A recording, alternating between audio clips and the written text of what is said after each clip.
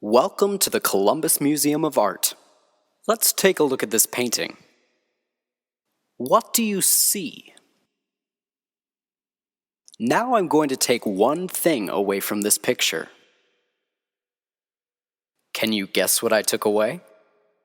I think lighting is one of those things people don't really think that much about, but it makes a huge difference. There are a lot of elements that go into any exhibition that really are all those things people don't really think about, but yeah, lighting is huge. Lighting, it's the last step, but it's also kind of like a saving step, if that makes sense, because it's what makes it finished. Like, you get to spotlight it. Probably the most important component is the UV filters on all the light candles. So the UV filter is supposed to, filter out the harmful light rays that will reach the artwork.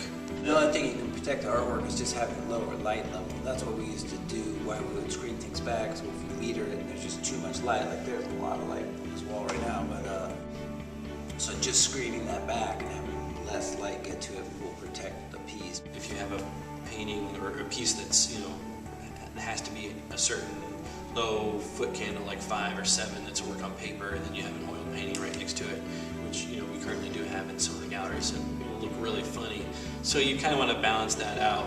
So you're usually coming down on something that could take more light, and you just want to even it out. There's a whole other process of placement, and you have to find the best way for there to be a continuity between the entire gallery. In the gallery, the lights are really adjustable, so you can move them a lot more than you can move the painting. Every space and every place is a little bit different for them. Like the space that we're in right now has a lot of natural light, so we try to make the light come from far away, so it's not as harsh on the actual piece.